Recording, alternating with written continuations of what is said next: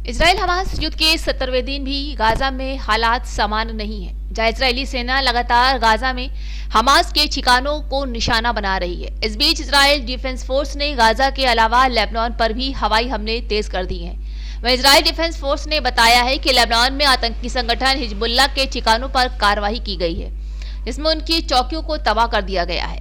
तो आइए आपको बताते हैं इजराइल हमास युद्ध के 10 बड़े अपडेट्स क्या हैं। इजरायली सेना की कार्रवाई पर ईरान ने कड़ी प्रतिक्रिया दी है। ईरान ने कहा है कि इजराइल द्वारा गाजा पर की जा रही कार्रवाई के कारण हिंसा बढ़ सकती है। वहीं इजराइल डिफेंस फोर्स ने लेबनान में हिजबुल्लाह के ठिकानों पर एयर स्ट्राइक की है। उन्होंने बताया है कि इजरायली सेना ने लेबनान में हिजबुल्लाह के ठिकानों को निशाना बनाया है, जिसमें एक सैन्य परिसर और एक चौकी तबाह हो गई है।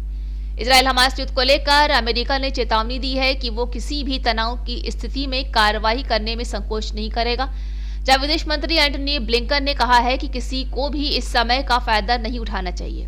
इजराइल सेना की गाजा में कार्रवाई के बीच मानवीय सहायता की दूसरी खेप गाजा पहुंच गई है, जहां 14 सहायता ट्रकों को गाजा पट्टी पहुंचाया गया है। इसके साथ ही अमेरिका, ब्रिटेन, फ्रांस, कनाडा और इटली ने इजराइल के लिए अपना समर्थन दोहराया है। उन्होंने कहा है कि वो आतंकवाद के खिलाफ अपनी रक्षा करने के अधिकार के लिए इजराइल का समर्थन करता है।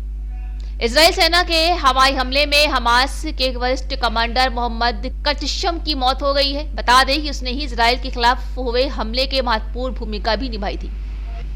इसी बीच इजराइल के प्रधानमंत्री बेंजामिन नेतन्याहू ने गाजा पर जारी कार्रवाई को लेकर शीर्ष कमांडरों और मंत्रिमंडल की बैठक भी बुलाई है। इजरायली सेना के प्रवक्ता जोनाथन कॉन्ड्रिक्स ने लेबनान को चेतावनी दी है। उन्होंने कहा है कि हिजबुल्लाह इस युद्ध की आड़ में बहुत खतरनाक खेल खेल रहा है। मीडिया रिपोर्टर्स में दावा किया गया है कि इजराइल हमास युद्ध में हिजबुल्लाह पूरी तरह से उतर सकता है, जहां इजरायली सेना द्वारा हिजबुल्लाह के खिलाफ की जा रही कार्रवाई के बाद आतंकी संगठन इस युद्ध में शामिल हो सकते हैं। जेरूसलम पोस्ट की रिपोर्ट के अनुसार इजराइल ने हमास लड़ाकों की तलाश के लिए एक विशेष यूनिट बनाई है। इस यूनिट का मकसद उन आतंकियों का पता लगाना है जिन्होंने बॉर्डर को पार कर इजरायली नागरिकों को मारा है।